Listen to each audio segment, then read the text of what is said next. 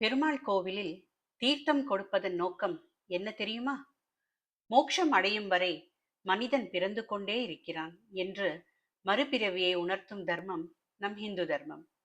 உதாரணத்திற்கு, திருவெள்ளக்குளம் என்றும் அண்ணன் பெருமாள் கோவில் என்றும் அழைக்கப்படும் திவ்ய தேசத்திற்கு சென்று அங்குள்ள ஸ்ரீனிவாச பெருமாளை பக்தியுடன் வணங்கி அந்த தீர்த்தத்தில் நீராடினால் அகால மரணம் ஏற்படாது என்று கூறப்படுகிறது.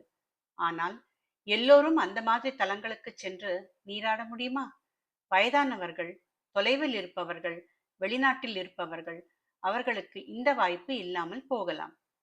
அதனால்தான் யாருமே துர்மரணம் அடையக்கூடாது என்ற வேதத்தின் கருணை எண்ணத்தால் பெருமாள் கோவில்களில் தீர்த்தம் அனைவருக்கும் வழங்கப்படுகிறது. எத்தனை அற்புதமானது நம் தர்மம்! பெருமாள் நமக்கு நீண்ட ஆயுள் வேண்டும், கிருஷ்ண பக்தி செய்ய வேண்டும் என்று ஆசைப்பட்டு தீர்த்தத்தின் மூலம் அருள் வழங்குகிறார். நாம் கோவிலுக்கு செல்லும் போது அந்த தீர்த்தத்தை பெறுவது ஒரு பெரிய பாக்கியம். நம் வீட்டில் உள்ள ராமர், கிருஷ்ணர் விக்கிரகங்களுக்கும் அல்லது சாலக்கிராம மூர்த்திக்கும் அன்புடன் அபிஷேகம் செய்து அந்த தீர்த்தத்தை மரியாதையுடன் எடுத்துக்கொண்டாலும் அகால மரணம் தவிர்க்கப்படும் என்று சாஸ்திரம் கூறுகிறது.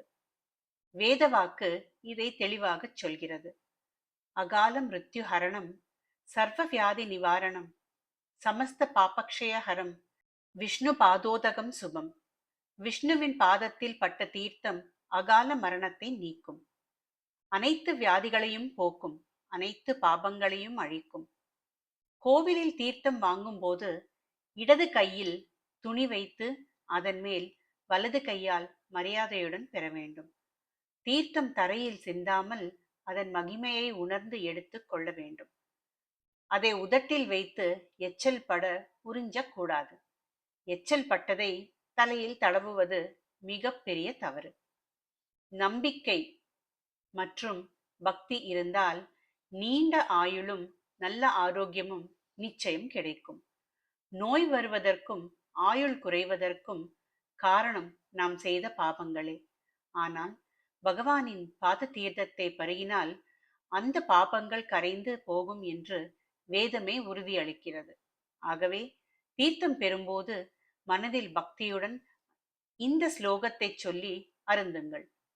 அகால மிருத்யு ஹரணம், சர்வ வியாதி நிவாரணம், சமஸ்த பாபக்ஷய ஹரம், விஷ்ணு பாதோதகம் சுபம். பெருமாளின் கருணை எப்போதும் நம்மை காக்கட்டும்.